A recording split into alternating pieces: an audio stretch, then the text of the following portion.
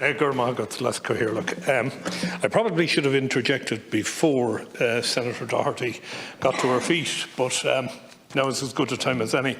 The Minister will have received a letter this morning from the Irish Airline Pilots Association, and I need to put the content of that on the record of the House today. They state, "Dear Minister, I refer to the transcript of the debate in Shannon on Thursday, the 16th of June 2022.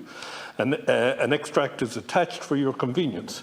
A considerable amount of time in the debate was dedicated to the in-house (brackets or lack of) aviation technical expertise of the department officials.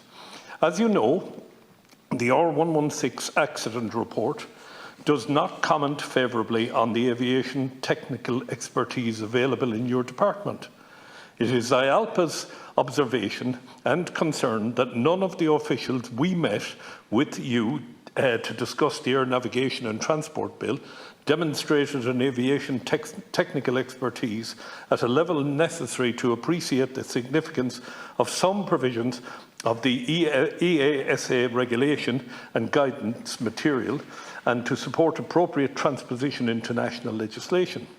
It has been an issue of considerable concern that the Air Navigation and Transport Bill was drafted in the first instance by officials who had unique access to the draft R116 accident report, but had no expertise to the technical nuances of the accident report.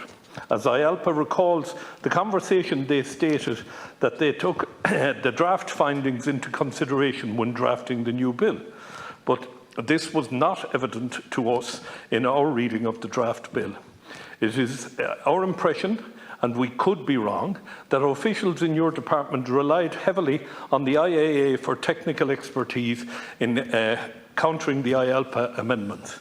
It is our position that if this is the case, then it was wholly inappropriate for you to rely on the advice from the very entity, the reform of which is central thrust of the Air Navigation and Transport Bill.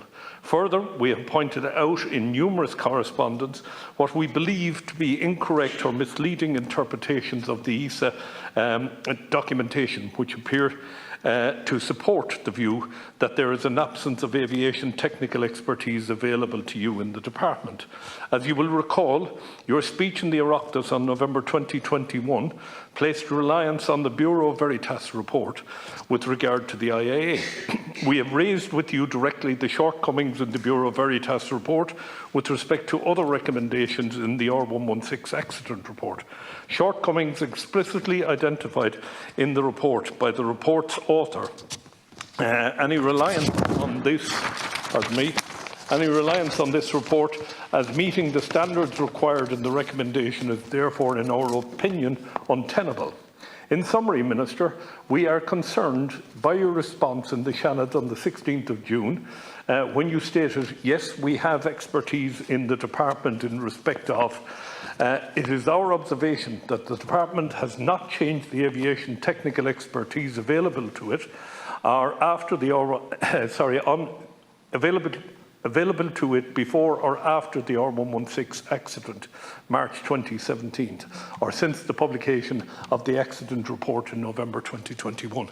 Now, let's go here. Look, we are discussing legislation here that will regulate the IAA and other entities in the state for quite some considerable time to come. I asked the Minister at the last engagement here, did she have an aviation expert on her staff? It is my belief, and it is also the belief of IALPA, that her response was that she did. This is factually untrue. There is no aviation expert in the Department of Transport. So the first thing I'd like to establish before we go any further is it the case that there is an expert or there is not an expert employed by the Department of Transport? I'm talking about a state employee, not a contractor, not a consultant. I'm talking about an employee of the state who is an aviation expert. I'd like that question answered, and when I get that answered, I want to come back in. Thank you. Minister, do you wish to respond? I responded to this the last time, just very conscious of getting through the legislation, Chairperson, and I will give a response again today, but I'd like to keep it brief if that is possible, because I'm conscious we have very important legislation here.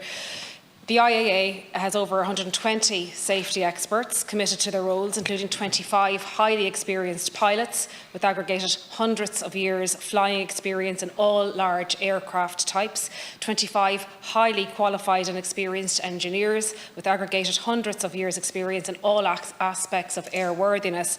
Other safety experts include air traffic controllers, air navigation services engineers, aerodrome security, aircraft certification, pilot training and licensing, ground operations, charting, drone regulation, risk management, statistical analysis, aviation, medicine, etc. They're leading global experts in safety management systems, and they're members of ICAO Safety Management Panel, recognised and acknowledged by other states as an excellent regulator with frequent requests for assistance. Apart from the limited circumstances where there's a reason for a different approach, in normal practice, as with other expert agencies, the IAA is the key source of advice in relation to matters pertaining to aviation safety and security, and they're designed to be and are, coalface experts. The IAA is very extensive and they're highly regarded technical experts, and they operate as part of the executive framework, both with an obligation to decide on matters within their remit and on an independent basis. A different approach is appropriate where it's necessary to have expertise to assess the conduct of the functions by the IAA, or in relation to the possible assignment to it of new functions, and the department has availed of such expertise on a number of occasions over recent years. My department has access to appropriate aviation expertise in order to provide effective oversight of the IAA. The department largely operates an external contracting model for specialist aviation expertise.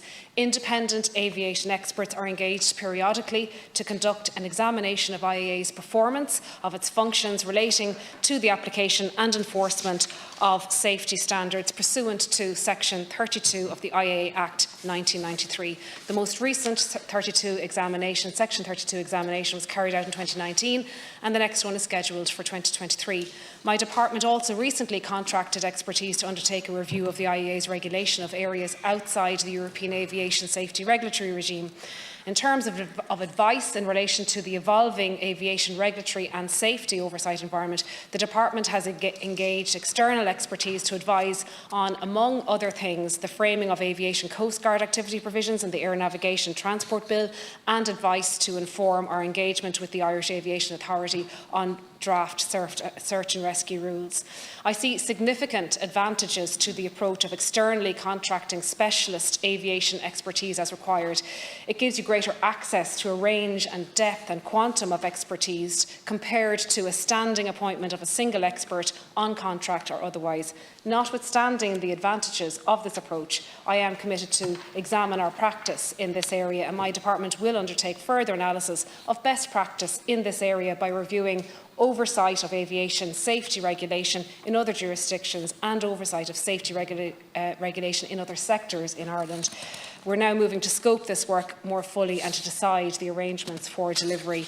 Chairperson, I hope that clears up the matter. I have addressed this at the last meeting we've had here, and I'm very anxious that we proceed with the business of today, which is to move through and discuss and debate this legislation before us today. Look, Minister, I want to thank you for the brief you've just given us with respect to the aviation expertise that are available in the IAA, and I'm delighted they are there. It is vitally important that the IAA are staffed with experts in the area in all aspects of aviation in order that they can do the job that we are legislating for them to do. But moving on from what Senator Doherty has said, I still have not got an answer today as to whether the Department of Transport has an aviation expert on their staff. I don't care how many contractors, how many consultants, how many anything else there is, and I will come back to the IAA's input into the legislation in a few moments, but I want a simple yes or no. Do we have an expert in the Department of Transport, employed by the Department of Transport, paid by the state, paying his or her PRSI, contributing to his or her pension for public service? Do we have such an expert on your staff? Yes or no? I mean, I cannot in all conscience, I cannot progress with legislation. And I know the Minister thinks that I'm trying to talk down the bill. I'm not. I want this bill passed. But if there is a question mark over the drafting of the bill, if there is a question mark as to who was involved, then as a parliamentarian I'm obliged to follow through and get answers to that question. And the first question I have asked, and it's a simple yes or no answer, do they have an aviation expert on their staff? I can answer it here myself from the AAIU's report, where they say that it is still under consideration. Now, if the answer is no, just simply say no and let's move on to the next section. Unless any other speakers will now. Doherty's point, if you want to answer, I've answered your question, Senator Craughwell. The parliamentary draftsperson from the AG's office provided the drafting advice, and the bill was prepared by officials within the department with the support of the IAA.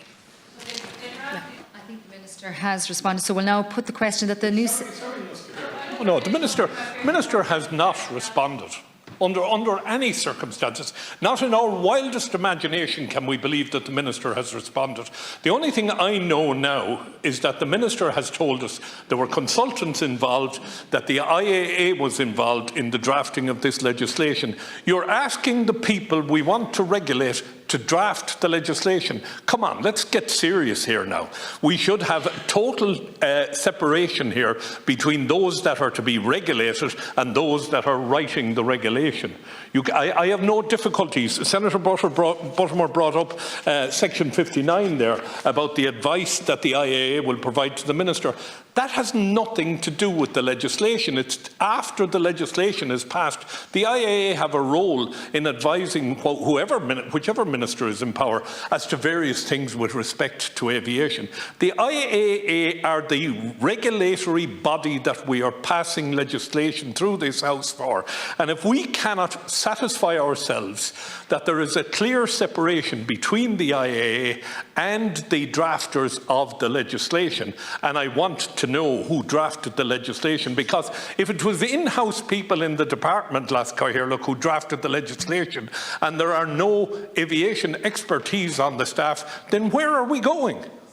I think you've made your questions extremely clear. I think the House has heard them. But we can't move forward without answers. Senator To Bourne. remind senators, this bill, it's mainly about reforming, it's about reforming structures. It's not about recreating the regulatory framework.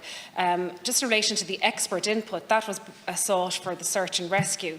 As I have said, in relation to this bill, the drafting, the parliamentary draftsperson from the AG's office, yes, provided the drafting of this, the drafting advice, and the department officials worked with the IAA, who have all of that technical expertise that I have outlined earlier in relation to this. This is about, I suppose, a structural change within the regulatory framework here, and it's important to say that the IAA is an independent body. That's what we want to do here, to ensure that this legislation is in line with best practice across the world, across Europe, and that is the aim of this here today, Chair, to get this over the line.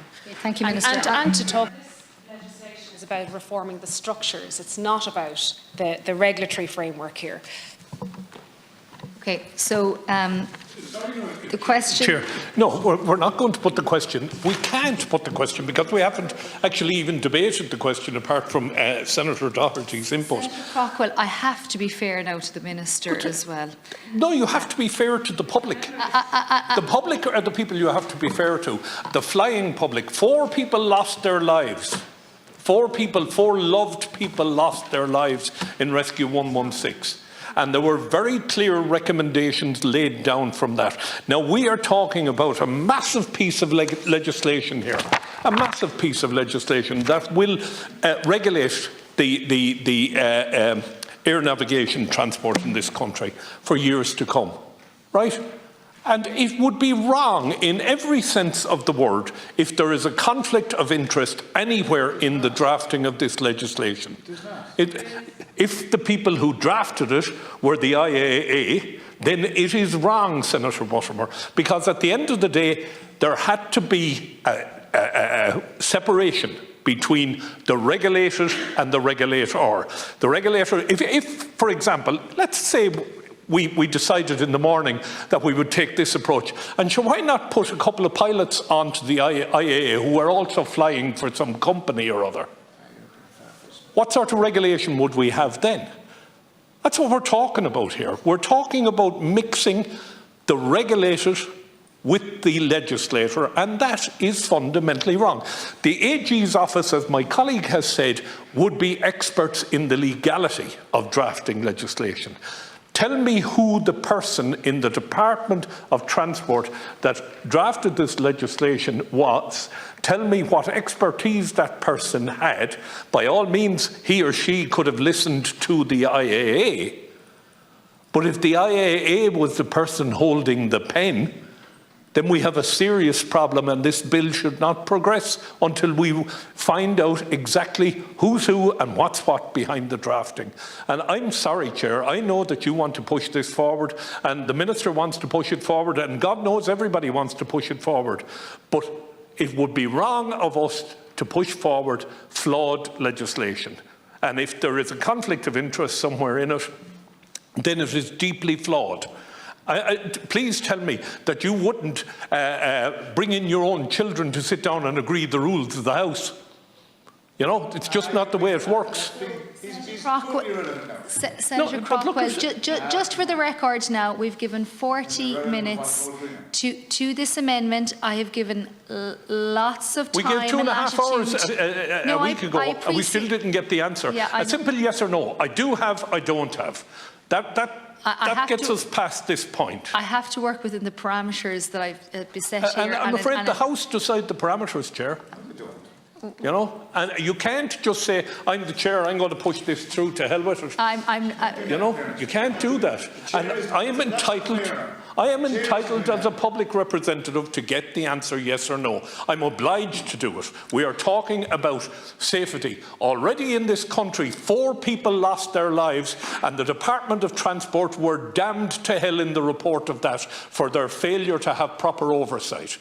So was the IAA, but less so because the IAA weren't sure of their responsibility in the area. We have to be realistic here today. We cannot ignore what has happened in the past. For those who don't remember the past are destined to relive it. And by God, if we're going to allow this go forward, knowing in our heart of hearts that this legislation was written by the very people who were setting out to regulate, then it is wrong in every sense of the word. Wrong, wrong, wrong. And I won't be bullied or bamboozled or anything into changing my position until I get an answer. And I just believe I'm entitled to that. If I get that answer, I will run through this legislation as quickly as we can. But I ain't running through legislation that was written by those who were trying to legislate for. It would be wrong. Don't tell me, in all your years of experience, that you would feel any different than me, Laska Herlock. Well, thank you, Senator Craughwell. And honestly, in my capacity as chair, I'm limited in what I can say from this position. But I think the record will very clearly show the questions that have been set out to here today at length.